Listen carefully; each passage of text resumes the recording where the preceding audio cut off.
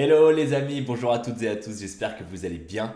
On se retrouve aujourd'hui pour une nouvelle vidéo React documentaire les amis. Vous avez surkiffé les deux premières et je suis trop content. Même moi je prends un plaisir immense à ce qu'on partage ça et ce qu'on commente les documentaires qu'on voit ensemble. Parce qu'il y a des documentaires de dingue qui se passent sur YouTube. Donc c'est l'occasion qu'on se les mate ensemble et qu'on les débriefe et qu'on les critique ensemble les amis. Donc c'est parti. Et aujourd'hui documentaire politique. Ouh. Politique, mais pas politique française, des amis, politique américaine, parce que les Americanos, ils vont élire leur nouveau président le 5 novembre prochain. Donc, si tu regardes la vidéo au moment de sa sortie, c'est dans 3 semaines, à peu près 3 semaines. C'est chaud, c'est chaud, c'est chaud, c'est chaud. On a d'un côté Donald Trump et d'un autre côté Kamala Harris, qui sont tous deux à 50-50 dans les sondages. Donc c'est vraiment très chaud. Voilà, l'objectif dans cette vidéo, les amis, c'est pas de faire un débat d'idées. Non, lui il a raison, elle a raison, lui il a raison, Non, l'objectif c'est qu'on aille un peu plus loin dans la compréhension du sujet. Parce que Le Monde, le journal Le Monde, fait des vidéos de dingue. Alors on peut en penser ce qu'on veut du journal, voilà, il est politisé, machin. On peut en penser ce qu'on veut. Mais les documentaires que le journal Le Monde fait sur YouTube, c'est des pépites. À chaque fois, c'est vraiment des pépites. Et à celle-là, j'ai tellement envie qu'on se la mette ensemble. Le titre, Donald Trump vous manipule, voici comment il le fait. Ouh. Mais c'est vrai, l'idée elle est quand même vachement là parce que Trump, c'est un mec qui est sexiste, raciste, homophobe, borderline antisémite. Comment est-ce qu'il est aussi populaire aux États-Unis?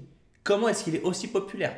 Mec, il a été accusé de pires trucs, quoi. Mais là, il est en phase de se faire réélire à la présidentielle. Comment est-ce que c'est possible? Les amis, let's go se mater le documentaire, quoi. Let's go. Alors, attention, encore une fois, politique, c'est touchy, machin. Faut reconnaître, peu importe qu'on soit d'accord ou pas avec ces idées, c'est pas du tout l'objet de la vidéo. Tous les politiques nous manipulent. Dans tous les pays. Voilà. On essaye tous les politiques essayent d'améliorer les chiffres, ou en tout cas d'organiser l'argumentaire pour que tel chiffre dise telle chose dans tel argument, voilà. Donc, il faut bien comprendre que tout le monde, entre guillemets, tous les politiques sont coupables dans leur argumentaire parce que c'est leur, voilà, ils ont tous envie de se faire élire. Mais Trump, particulièrement, c'est fou. Donc, je propose qu'on se mate le documentaire et que j'arrête et que je la ferme et on se le mate. Let's go. Tremendous. Wow. Very horrible. Great people. Wow. Very good. Donald Trump ne parle pas comme les autres présidents américains. Ah oui, c'est vrai, il s'est fait shooter, les gars. Hein. C'est vrai. Alors, ça, c'est pareil. Théorie du complot à mort. Donc, il s'est fait tirer dessus, mais il semblerait que ce soit volontairement raté. Tellement, genre, c'était tellement de la part du tireur, c'était tellement facile, entre guillemets, de réussir le tir, que juste lui avoir fait l'oreille droite, semblerait que ce soit louche cette histoire. Bref, passons. Dans ses discours, il multiplie les adverbes, Very, really. les adjectifs et les superlatifs prolifèrent. Tremendous people. Ouais. Great people. The greatest economy. Il assène des mots chocs, Misery, crime, poverty, disease, and destruction.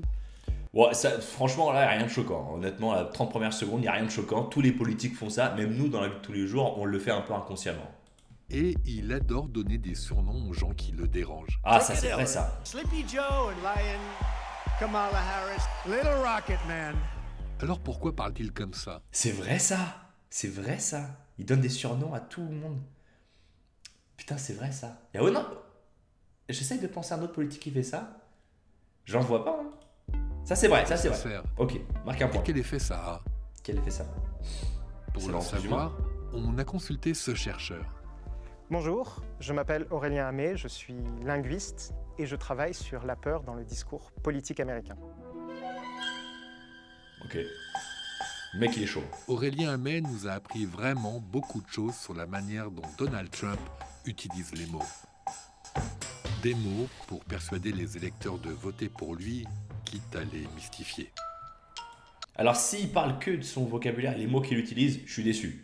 Parce qu'en vrai, il y a plein de trucs autour de lui qui poussent à nous manipuler, comme comment il s'habille, ce qu'il achète, ce qu'il porte, etc. Mais bon, bref, attendons le documentaire.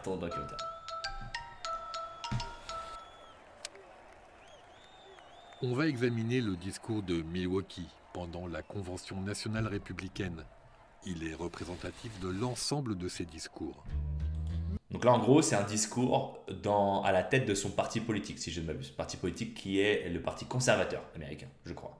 En gros, c'est extrême droite chez nous. Parce que les deux partis politiques américains, chez nous, ils seraient à droite. Voilà. Mais dans leur droite à eux, il y a quand même une espèce de gauche et de droite. En gros, il y a la droite et il y a l'extrême droite. Et lui, c'est extrême droite. Make America En gros. great again. Avant toute chose, il MAGA. faut dire que Trump utilise un langage très simple. Thank you. Comment on le sait? Grâce à l'indice Coleman-Lio. C'est un test de lisibilité. Il permet de savoir quel niveau scolaire il faut pour comprendre un texte. Si on regarde uniquement ce discours de Milwaukee, Putain. l'indice de Coleman-Lio, il est de 6,6. Ça veut dire qu'il est compréhensible par un enfant qui est environ en 6e, qui a à peu près 10 ans. Et si on passe à la moulinette, Ça veut dire que tous les Américains sont teubés. Ouh. Ah, tiens, d'ailleurs, les amis,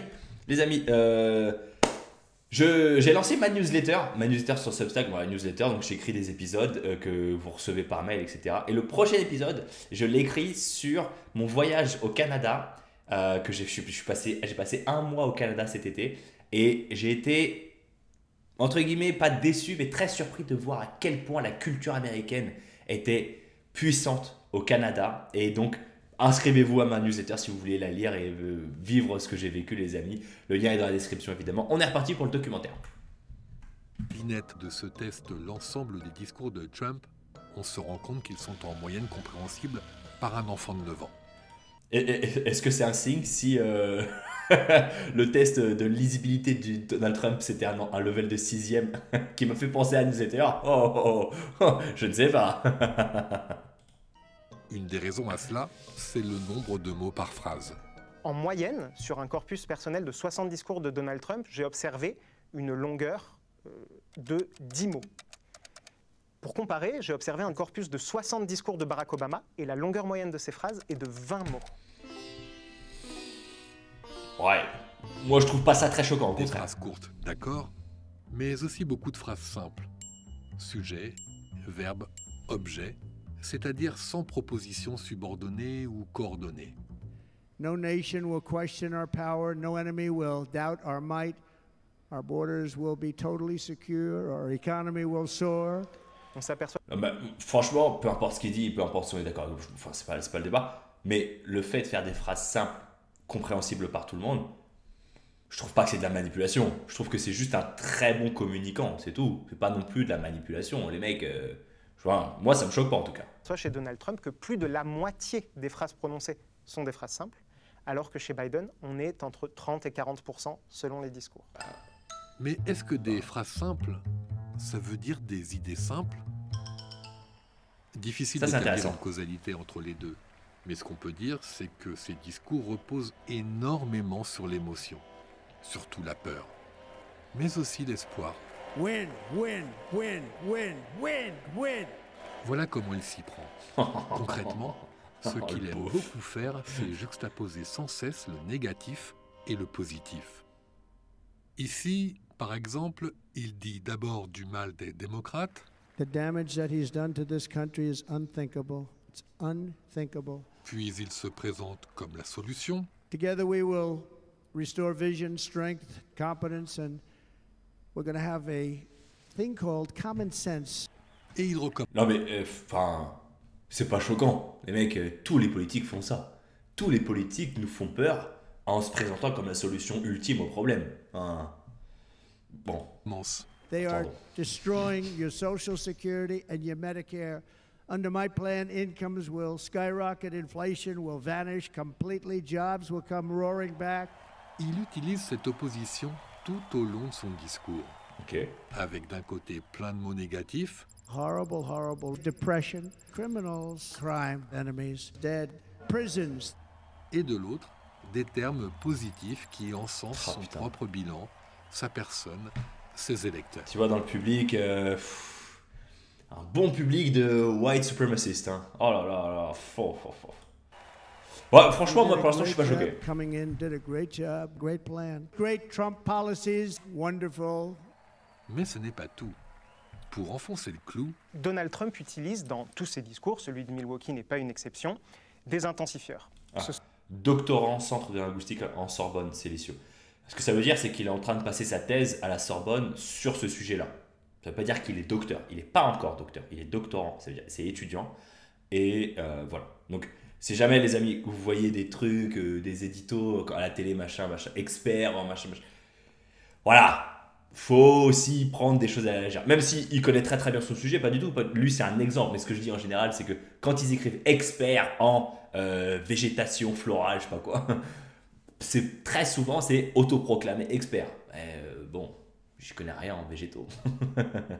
Ce sont principalement des adverbes qui vont venir exprimer un degré, en l'occurrence chez Donald Trump très fort, d'un adjectif ou d'une construction particulière. Donald Trump aime particulièrement certains intensifieurs. On retrouve dans ce discours de Milwaukee 88 occurrences de l'adverbe very, qui viennent exprimer le degré très fort de différents adjectifs. Very strongly, very brave, very proud, very serious, very, very seriously. Very well, very big news, very big price. Eh les mecs, c'est pas de la les manipulation ça. familles Hein. de mots qu'affectionne Trump, ce sont les Enfin, je veux dire, tous les politiques, ils ont des équipes qui leur font leur speech. Donc bon, je trouve pas ça choquant. pronoms personnels. Dans ce discours, il y a 262 je, 207 vous et 295 nous. Bon, j'ai commencé la vidéo en proclamant que les vidéos, les documentaires du monde étaient incroyables, etc. Bon, là je commence à avoir chaud. Hein. Will not break, we will not bend, we will not back down, and I will never stop fighting for you, your family, and our magnificent country. Never. Avec ses pronoms Oh, la personnels, Donald Trump veut faire bloc avec ses supporters. Et il vient positionner ce bloc en face d'un they qui est parfois un petit peu nébuleux et qui va en réalité traduire l'autre, l'altérité. Donald Trump se place donc en opposition à un autre. Et cet autre va très souvent être présenté comme quelque chose de dangereux. Very fierce people. They're fierce people. They've taken advantage of us for years. They plunder our nation. Ce they, eux, s'incarne notamment dans un ennemi qui peuple ses discours depuis des années. L'étranger. Et surtout l'immigré clandestin. Allez. Dans le Bien discours sûr. de Milwaukee, on relève 69 occurrences. Ah, les aliens. Ah, les aliens quand même. Hein. Les aliens. Donc on a frontières, invasion, service de l'immigration, immigration, mur. Oh, quel tocard de devoir faire un mur. Anyway, bref, on n'est pas là pour commenter les idées, n'est-ce pas? Bah, oui, mais bon, c'est son créneau politique, les mecs. Je veux dire, c'est pas ce que j'appelle de la manipulation, moi. L'immigration illégale. Enfin, je sais pas. Le mot invasion, un terme issu du champ lexical de la guerre, revient 13 fois. The invasion began. I call it an invasion because this is an invasion. Stop the invasion. Et avec les verbes kill, hurt, attack, rape, il dénonce des crimes qu'il attribue aux étrangers sans papier. Ce « eux » désigne aussi un autre ennemi, les démocrates. Pour les diaboliser, il dresse un bilan désastreux de leur politique et il leur prête des intentions catastrophiques. Et je veux dire, l'extrême droite fait la même chose en France. Et enfin, c'est juste de la manipulation politique comme tous les politiques le font. They want to raise your taxes 4 times. They've got to En stop tout cas, il veut dire 4 fois, il montre 5. Mais quel champion du monde. that because they're destroying our country. Et ça, c'est quelque chose qu'on retrouve très régulièrement dans les discours de À Donald pleurer. Trump et de façon plus générale dans les discours d'extrême droite, qui est l'idée de faire passer son adversaire pour un personnage ou un groupe tellement horrible qu'il perd toute sa légitimité. Parce que qui voudrait voter pour un groupe qui veut détruire la nation? Mais de l'autre côté aussi, ils le font. Hein. Je veux dire, moi, voilà, pas du tout à l'extrême droite, pas du tout. C'est vraiment pas du tout mes idées. Mais les gars, en étant totalement honnête, tous les partis politiques le font. Je veux dire, arrêtons l'hypocrisie aussi. Et puis, dernière étape pour décrédibiliser encore plus ses adversaires, il leur donne des surnoms insultants. Crooked Hillary, Sleepy Joe, Crooked Joe Biden, Lion, Kamala Harris, Lion, Crazy Nancy Pelosi, the whole thing, just boom, boom, boom. Alors, moi ça, je trouve au contraire, ça a un autre effet. Je trouve que ça le rend quelqu'un de drôle et donc de sympathique. Je trouve pas que ça les décrédibilise. Quand il dit la menteuse Kamala Harris, je suis pas sûr qu'elle se sent décrédibilisée de se faire traiter entre guillemets de menteuse. Non. Par contre, son public l'adore encore plus parce qu'il est drôle. Enfin, pour eux. Moi, c'est mon ressenti. Qui n'est pas celui du doc, apparemment. Infatigable, Trump rabâche ses idées depuis des années. Du positif pour lui-même et du négatif pour les autres, qu'il répète et dissémine tout au long de ses discours. Ici en bleu, le positif. Son premier mandat, ses mesures politiques à venir. Puis le négatif. En orange, les attaques contre ses adversaires, surtout les démocrates. Et en rouge, celles contre l'immigration illégale. Il s'agit là d'une véritable stratégie rhétorique, celle du martèlement. Boom, boom, boom. Ça fonctionne à la manière d'un matraquage publicitaire. Par exemple, à force de montrer Hillary Clinton... Et vraiment, c'est vraiment son public... les blancs suprémacistes à fond. Vraiment, je veux dire, oh mon Dieu. Quelque part, c'est la surface qui reflète le fond. Hein. Bref, pas de débat d'idées. Par exemple, à force de montrer Hillary Clinton comme corrompue, Crooked Hillary Clinton. They control Crooked Hillary. Crooked Hillary must les Là, gens il est finissent drôle. par admettre cette idée, Mais bon, mais sans pouvoir l'expliquer. C'est un phénomène cognitif étudié. Il a un nom. C'est l'impact de la fréquence de répétition sur la création de la vérité illusoire. Autrement dit, plus je vais vous répéter quelque chose, plus vous allez croire que cette chose est vraie. Et c'est sur ça que se repose l'intégralité de la stratégie argumentative de Donald Trump. Donald Trump n'argumente pas. Il répète jusqu'à ce que les gens le croient. ah ça c'est And it's intéressant. true. It's true. And there's Ça love c'est in the intéressant. room. Ça veut dire, ça c'est très intéressant. Parce que ça veut dire qu'en gros, ces interventions orales, ces speeches, il n'y a pas d'argumentaire, parce que c'est des phrases très très courtes, très basiques, très simples, que tout le monde peut comprendre. Mais il n'y a pas d'argumentaire parce qu'il fait que des attaques. Et donc, il instaure la vérité plus que ne défend des idées, des programmes, des trucs comme ça. Ah ouais. Bon. C'est intéressant. Mais est-ce qu'il est le seul à le faire? Je suis pas convaincu. Bon. Continuons le doc. There's great love in the room. Langage simple, appel aux émotions, blâmer, insulter, répéter, répéter, répéter. Oh mon Dieu. Fight, fight, fight. Donald Trump doit sa victoire de 2016 en partie à ces techniques. Mais avec le même genre de discours, il a perdu l'élection de 2020. Ouais, parce qu'ils se sont rendus compte que c'était une fraude. Bon. Les amis. Oh, c'était vraiment pas le meilleur doc qu'ils aient fait. Hein. Bon, mais c'est sympa quand même. C'est sympa. C'est sympa, c'est sympa. Sauvons le bateau, s'il vous plaît.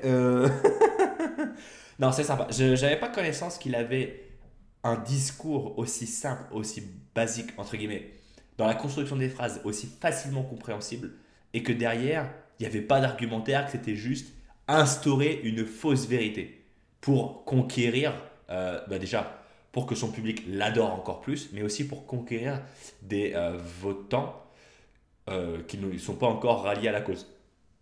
Qui sont pas encore ralliés à la cause.